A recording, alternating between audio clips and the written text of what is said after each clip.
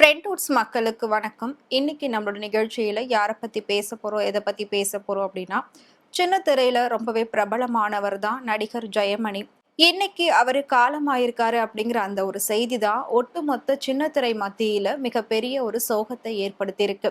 ஜெயமணிய பத்தி சொல்லணும் அப்படின்னா, பல வருடங்களா அவர் பல சீரியல்ஸ் பண்ணிட்டு வராரு. ஒரு நடிகரா மட்டும் இல்லாம பல சீரியல அவர் இயக்கவும் செஞ்சிருக்காரு.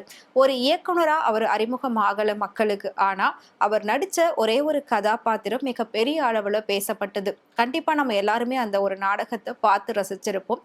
திருமதி செல்வம் அப்படிங்கிற ஒரு நாடகத்துல செல்வத்துடைய அப்பாவா அவர் வருவாரு. அதுல அவருடைய பெயர் பூங்காவனம் அப்படின்னு குறிப்பிட்டிருப்பாங்க. அந்த பேரை வச்சுதான் தான் வெளியில போகும்போது எல்லாருமே என்ன கூப்பிடுறாங்க. சோ அந்த அளவுக்கு என்னோட பேர் வந்து ரொம்பவே ரீச் ஆயிருந்தது அப்படின்னு சொல்லி ரீசெண்டா அவர் கொடுத்த ஒரு இன்டர்வியூல அவரே சொல்லியிருக்காரு. அந்த ஒரு நாடகத்துக்கு அப்புறமா மத்த சீரியல்ல அவரை பெரிய அளவுல நம்மளால பார்க்க முடியல.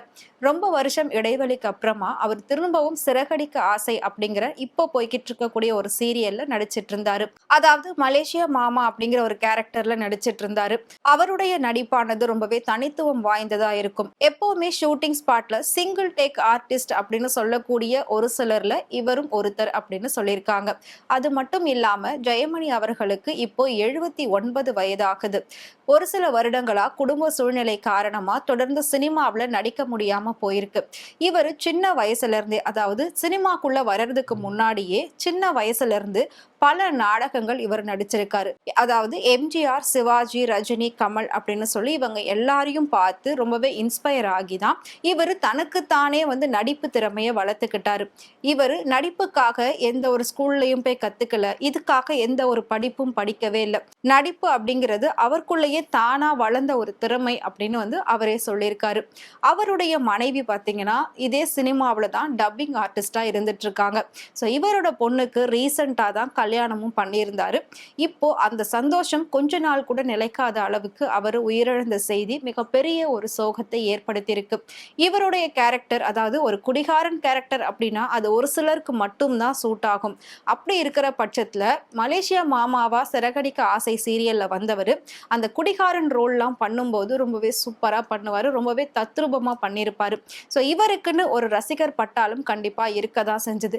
ஆரம்பத்துல இவர் மெட்டி ஒலி அப்படிங்கிற ஒரு சீரியலையும் பண்ணியிருக்காரு. அந்த சீரியல் கண்டிப்பா நம்ம யாராலையும் மறக்க முடியாத ஒரு சீரியல் தான்.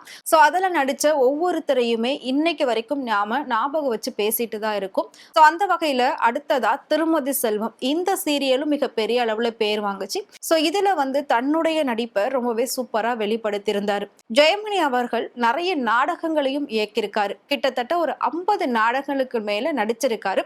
அது மட்டும் இல்லாம ஒரு சில படங்கள்ல இவர் சைடு ஆர்டிஸ்டாவும் வந்திருக்காரு. இப்போ ரீசெண்டா கூட ஆர்ஜே பாலாஜியோட இயக்கத்துல ஒரு படத்துல அவர் நடிச்சியும் இருக்காரு. ஸோ அதே மாதிரி இன்னும் அடுத்தடுத்த பட வாய்ப்புகள் அவருக்கு இப்போ இருந்துட்டு இருக்கு. இப்போ நிறைய படங்கள்ல அவர் கமிட்டும் ஆகியிருக்காரு. அதாவது சிறகடிக்க ஆசை சீரியல்ல ஒரு நல்ல பேர் வாங்கினதுக்கு அப்புறமா தமிழ் சினிமாவில் காமெடி நடிகர்கள் குறைஞ்சிக்கிட்டே வர்றதுனால இவரை நிறைய படத்துக்கு கமிட்டும் பண்ணியிருக்காங்க. இவங்களோட குடும்பம் கிட்டத்தட்ட ஒரு உச்சக்கட்ட சந்தோஷத்துல இருந்திருக்காங்க. அதாவது இவ்வளோ வருஷம் தமிழ் சினிமாவில் கிடைக்காத ஒரு அங்கீகாரம் இனிமேல் படங்கள் பண்ணும்போது கண்டிப்பா கிடைக்கும் அப்படின்ற மிகப்பெரிய ஒரு நம்பிக்கையோடும் சந்தோஷத்தோடும் இருந்திருக்காங்க. அதே நம்பிக்கையோட சந்தோஷத்தோட தான் ரீசெண்டா தன்னோட பொண்ணுக்கு ரொம்ப கோலாகலமா ரொம்ப பிரம்மாண்டமா கல்யாணத்தை நடத்தி முடிச்சிருக்காரு. ஆனா யாருமே எதிர்பார்க்காத இந்த சூழ்நிலையில அவரு இப்போ காலமாகியிருக்காரு. அதாவது வயது மூப்பு காரணமா அவருக்கு மாரடைப்பு ஏற்பட்டிருக்கு. மாரடைப்பு ஏற்பட்டதுனால ஹாஸ்பிட்டலுக்கு கொண்டு போற வழியிலேயே அவரோட உயிரானது பிரிஞ்சிருக்கு. இதை கேட்ட ஒட்டுமொத்த சின்ன திரையினரும் சோகத்துல இருக்காங்க. குறிப்பா சொல்லணும் அப்படின்னா இப்போ ரீசெண்டா இவர் கூட நடிச்சவங்க எல்லாருமே இவரோட உடலுக்கு அஞ்சலி செலுத்துறதுக்காக நேர்ல வந்து போயிட்டு இருக்காங்க. ஸோ கிட்டத்தட்ட இவரோட இடத்துக்கு சின்ன திரையிலும் சரி வெள்ளி திரையிலும் சரி ஒரு ரீப்ளேஸ்மெண்ட்டே இல்லை அப்படின்னு தான் சொல்லணும்.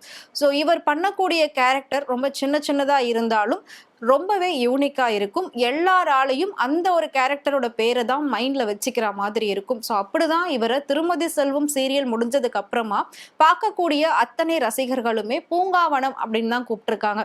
அதே மாதிரி இப்போ சிறகடிக்க ஆசையில பாத்தீங்கன்னா மலேசியா மாமா அப்படின்ற மாதிரி தான் ஆடியன்ஸ் வந்து இவர்கிட்ட பேசுவாங்களாம். ஸோ அந்த அளவுக்கு இந்த வயசுல பேரும் புகழும் எனக்கு வந்திருக்கிறத நினைச்சு ரொம்பவே சந்தோஷமா இருக்கு அப்படின்னு சொல்லி ரீசெண்டா கொடுத்த இன்டர்வியூல ரொம்பவே சூப்பரா பேசியிருக்காரு. ஸோ அவருடைய இன்டர்வியூ எல்லாமே தான் இப்போ வைரலா போய்கிட்டு இருக்கு. இந்த நேரத்துல அவர் காலமாகியிருக்காரு அப்படிங்கிற அந்த ஒரு செய்தி தான் ஒட்டுமொத்த தமிழ் சின்ன திரையினரும் பார்த்தீங்கன்னா மிகப்பெரிய ஒரு சோகத்துல ஆழ்த்தியிருக்கு. ஸோ ஜெயமணி அவர்களுடைய ஆத்மா சாந்தி அடைய ஃப்ரெண்ட்வுட்ஸ் டீம் சார்பாகவும் பிரார்த்திக்கிறோம்.